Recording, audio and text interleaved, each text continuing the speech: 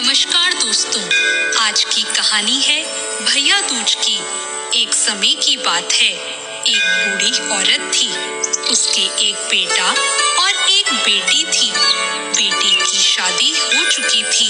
एक दिन भाई दूज के त्योहार पर बेटे ने माँ से कहा कि वह बहन के घर जाना चाहता है। तो उसकी माँ ने कहा, हम बहुत गरीब हैं, तू अपनी बहन के क्या लेकर जाएगा? तू उसके घर जाकर क्या करेगा? लेकिन बेटे के बहुत आग्रह करने पर उसकी बूढ़ी माँ ने उसे जाने की अनुमति दे दी। जब वह अपनी बहन से मिलने के लिए अपने घर से निकला तो रास्ते में उसे एक नदी मिली। तो नदी ने कहा, मैं तेरा काल हूँ, मैं तुझे डुबाऊंगी। तब भाई ने कहा, मैं कई साल बाद अपनी बहन से मिलने जा रहा हूँ, उससे मिलकर आने दो, फिर वापस आते वक्त तुम मुझे डुबा देना। ऐसा सुनकर नदी मान जाती है और उसे रास्ता दे देती है। भाई थोड़ा आगे बढ़ता है तो रास्ते में उसे एक सांप मिलता है। सांप कहता है, मैं तुझे डसूंगा। तब भाई कहता है, पहले मुझे अपनी बहन से मिलकर टीका लगवा लेने दो, फिर तुम मुझे डस लेना। फिर सर्प भी उसे रास्ता दे देता है। आगे जाते समय उसे जंगल में एक शेर मिलता है। शेर कहता है, मैं तुझे खाऊंगा।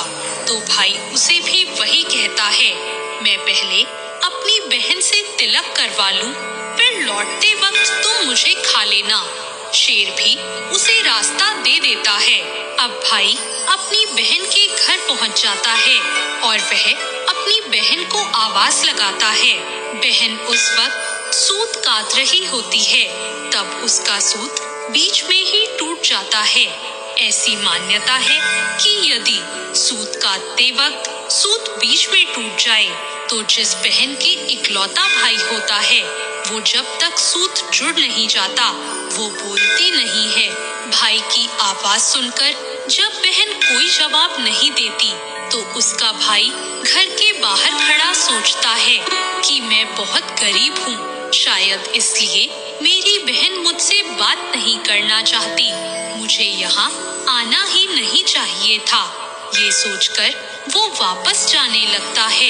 इतने में बहन का सूत पुनः जुड़ जाता है। वह भाई को आवाज देती है और उसे बात न करने का कारण बताती है और उसे प्यार से घर के अंदर ले जाती है और फिर जाकर अपनी पड़ोसन से पूछती है कि कोई जान से भी प्यारा मेहमान आए तो क्या करना चाहिए।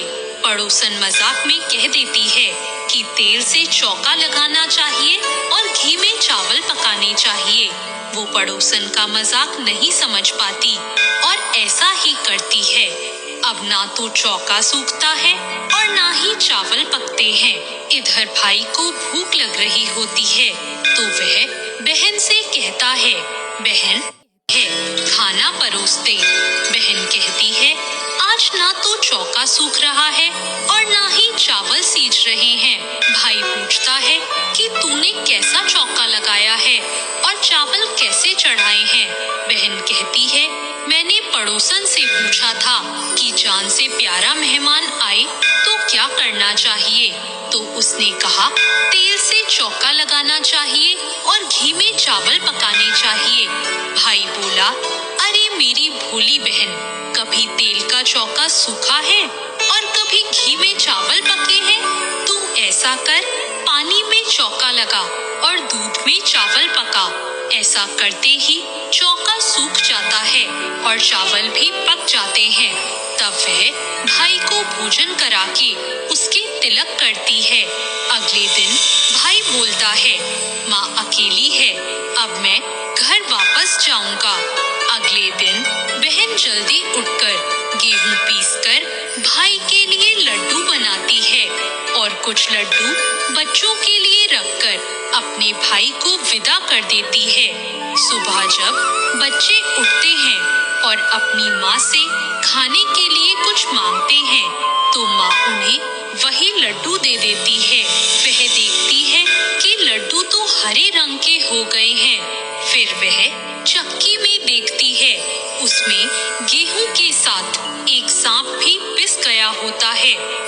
उन लड्डुओं को फेंक देती है और भाई के पीछे भागती है तो उसे रास्ते में पेड़ के नीचे अपना भाई लेटा हुआ दिखता है।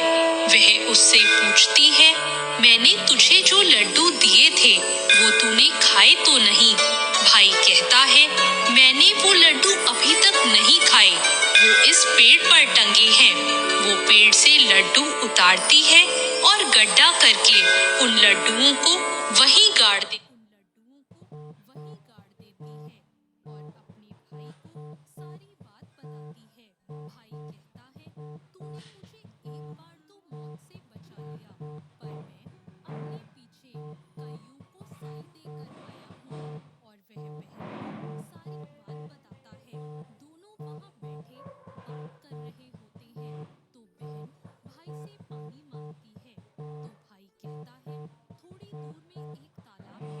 है और अपने भाई को सारी बात बताती है।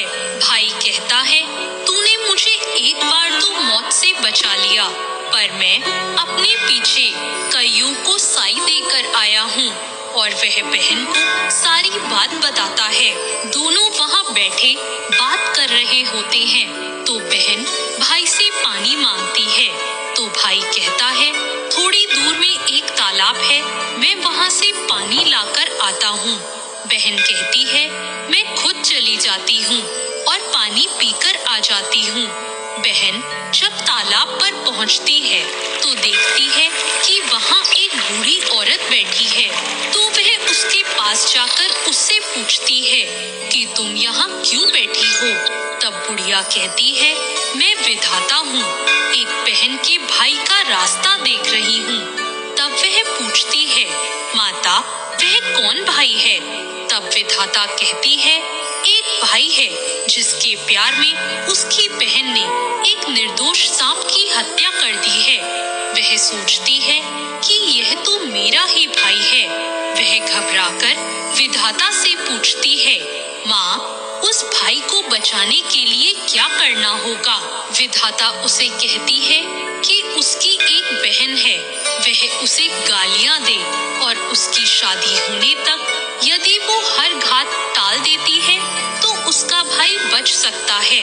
वो तुरंत अपने भाई के पास जाकर उससे कहती है कि मैं तुझे घर तक छोड़ने चलूंगी, पर रुक, मैं अभी आती हूँ।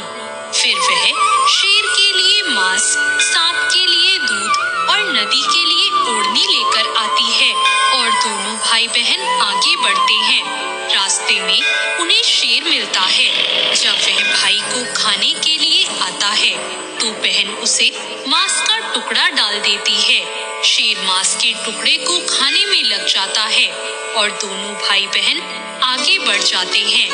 आगे उन्हें एक सांप मिलता है। जैसे ही सांप उसके भाई को डसने आता है तो बहन दूध का कटोरा सांप के आगे रख देती है। सांप दूध पीने लग जाता है और दोनों फिर से आगे बढ़ जाते हैं। रास्ते में आगे चलकर उन्हें नदी मिलती है जो भाई को डुबाने के लिए तैयार रहती है तो बहन नदी को ओढ़नी उड़ा देती है। खुश होकर नदी उन्हें रास्ता दे देती है। अब दोनों भाई बहन अपने घर पहुंच जाते हैं। अपनी बेटी को देखकर माँ बहुत खुश हो जाती है, पर बहन उसी समय अपने भाई को गाली देने लगती है। तब माँ कहती है, इसको यहाँ क्यों ले आया? तब भाई कहता है, माँ बहन तो बहुत अच्छी थी, पता नहीं घर आते ही इसे क्या हो गया। थोड़े दिनों में उसके भाई का रिश्ता आता है तो सब कहते हैं, बहन पागल तो है, बुरी है, पर भाग्यवान है। जब ससुराल वाले सगाई के लिए मिठाई लाते हैं तो बहन कहती है, इसकी मिठाई क्यों लाते हो, पहले मेरी मिठाई लाओ। और वह अपने भाई को गालियां देने लगती है। सगाई शुरू हो जाती है तो वहाँ आग लग जाती है। बहन को तो पहले ही पता था कि उसके भाई की घात है और वह तुरंत ही आग बुझा देती है। शादी के हर कार्यक्रम में बहन अपने भाई के साथ ही रहती है। जब भाई की निकासी होने लगती है तो बहन बोलती है, अरे इसकी निकासी क्यों करते हो, पहले मेरी निकासी करो और इसे आगे के दरवाजे से मत लेकर जाओ, पीछे के दरवाजे से लेकर जाओ। और इतना कहते ही आगे का दरवाजा टूटकर गिर जाता है। सब कहते हैं भले ही बहन कलिया है पर बराबर भाई की जान बचा रही है। जब भाई फेरों में बैठता है तो बहन फिर उसे गालियां देने लगती है और कहती है, इसकी जगह मैं फेरों पर बैठूंगी। इसके बाद दूल्हा दुल्हन की रात जगती है तो बहन कहती है, इसकी नहीं, पहले मेरी रात जगाओ। फिर लोग कहते हैं बीच में पर्दा लगाकर इसे भी साथ में सुला दो। रात में जब भाई भाभी सो जाते हैं तो रात को वहाँ एक सांप आता है। बहन को तो पहले से ही पता था कि कुछ होने वाला है, इसलिए वह तैयार होकर बैठी थी। वह उसे पकड़कर टोकरे में बंद कर सो जाती है। आज वह कई दिनों बाद निश्चिंत होकर सोती है। उधर उसकी माँ सोचती है कि बेटी के उठने से पहले ही मेहमानों को विदा कर देती हूँ, वरना वह फिर से गालियाँ देकर शोर मचाएगी। बेटी उठकर देखती है तो घर में कोई भी मेहमान नहीं दिखता। वो माँ से पूछती है कि सब मेहमान कहाँ चले गए। माँ कहती है, मैंने सब मेहमानों को विदा कर दिया है। तब बेटी कहती है कि सब मेहमानों को फिर से बुलाओ, तभी मैं विदा होऊंगी। उसके कहे अनुसार माँ सबको वापस बुलाती है। तब वह माँ से कहती है कि मैंने आज के दिन के लिए ही पालने में पूत और चूल्हे पर दूध छोड़कर अपना घर छोड़ा था और पागल होकर अपने भाई को बुरा भला बोलकर इसकी साथ घात टाली थी। मैंने इसे बचाने के लिए ऐसा किया था। यह सुनकर माँ और उसका भाई बहुत खुश हो जाते हैं और उसे विदा करते हैं और फिर सभी मेहमानों को भी विदा कर देते हैं। दोस्तों, सभी बहनें अपनी भाई की लंबी उम्र की कामना करते हुए भाई दूज के दिन अपने भाई को तिलक करती हैं और उनकी खुशहाली की कामना करती हैं। ऐसी और कहानी